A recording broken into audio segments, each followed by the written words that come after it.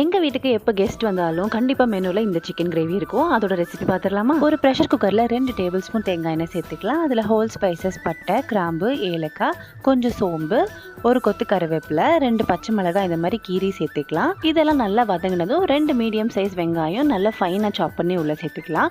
சேர்த்துட்டு நல்லா golden brown ஆகிற வரைக்கும் வதக்கிக்கலாம். வெங்காயம் எப்போவுமே இந்த அளவுக்கு வதங்கினா தான் டேஸ்ட் நல்லாயிருக்கும். இப்போ இதில் நம்ம ட்ரை மசாலா பவுடர் சேர்த்துக்கலாம். 1/4 டீஸ்பூன் மஞ்சள் தூள், 1 டேபிள் ஸ்பூன் மிளகாத்தூள், 2 டீஸ்பூன் மல்லித்தூள், 1 டீஸ்பூன் கரம் மசாலா, ஃப்ரெஷ்ஷாக இடிச்ச இஞ்சி பூண்டு பேஸ்ட் இதெல்லாம் சேர்த்து ஒரு 2 மினிட்ஸ் வதக்கிக்கலாம். இதில் 2 மீடியம் சைஸ் தக்காளி ஃபைனாக சாப் பண்ணி சேர்த்துக்கலாம். நான் ஃபுட் ப்ராசஸரில் போட்டு இந்த மாதிரி பண்ணதுனால அது கொஞ்சம் பேஸ்ட் மாதிரி ஆயிடுச்சு.